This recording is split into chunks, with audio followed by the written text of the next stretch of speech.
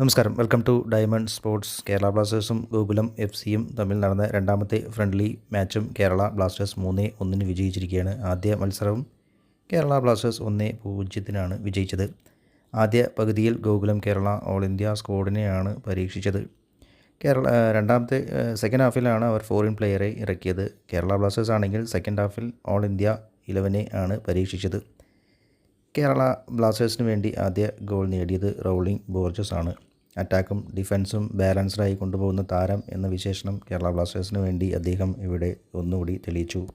രണ്ടാമത്തെ ഗോൾ നേടിയത് റിസർവ് ടീമിൽ നിന്നും പ്രൊമോട്ടായ എബിൻ്റെ വകയായിരുന്നു. കേരള ബ്ലാസ്റ്റേഴ്സിൻ്റെ രണ്ടാമത്തെ ഗോള്. മറ്റൊന്ന് ഫോറിൻ പ്ലെയറായ വിക്ടറും നേടി. ഗോകുലത്തിന് വേണ്ടി അവരുടെ ജോൺ കെന്നഡി ഫോറിൻ പ്ലെയർ അവരുടെ ആദ്യ ഗോളും നേടി. കേരള ബ്ലാസ്റ്റേഴ്സ് അങ്ങനെ 3-1 വിജയിച്ചിരിക്കുകയാണ്. ഫ്രണ്ട്ലി മത്സരം കേരള ബ്ലാസ്റ്റേഴ്സ് ഗംഭീരമാക്കി ISLന് തയ്യാറെടുത്തിരിക്കുകയാണ്. ഫെബ്രുവരി 14 കേരള ബ്ലാസ്റ്റേഴ്സിൻ്റെ ആദ്യ ISL മത്സരം. മോഹൻ ബഗാനെതിരെയാണ് കേരള ബ്ലാസ്റ്റേഴ്സ് കളിക്കുന്നത്.